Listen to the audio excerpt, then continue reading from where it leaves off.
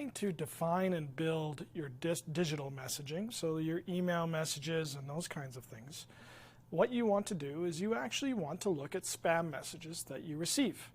Because one thing that's going to be interesting when you start looking at the spam messages that you receive is that you're going to find that they use certain consistent approaches, right?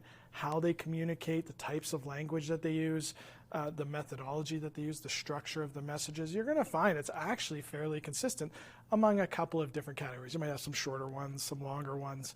You've got spam messages, which are actually really not quite as spammy in that they're legitimate businesses that are just reaching out to you and without your permission, but they're reaching out to you and they're trying to sell you something legitimate. And then you have all of the illegal stuff and the scammers out there, which are not legitimate.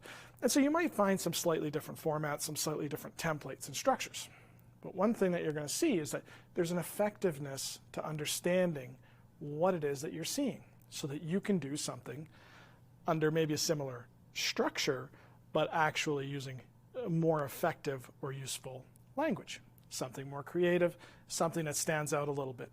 Because as you know, and as I know, spam is something that we get a lot of. We get tons of messages out there. And our email platforms are getting better at filtering some of that stuff out. And in being so good at filtering some of that stuff out, they actually filter out some good stuff too.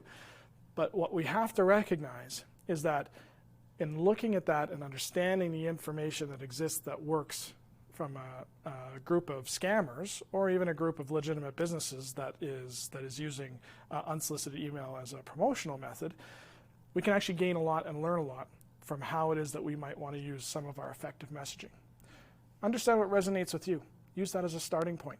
If you see something and it's like, oh, this is interesting, this has actually grabbed my attention, then there's a decent chance there's a notable group of people that it'll grab their attention too. So you might want to use some of those tools. So sometimes analyzing bad stuff actually can help us do a lot of good stuff.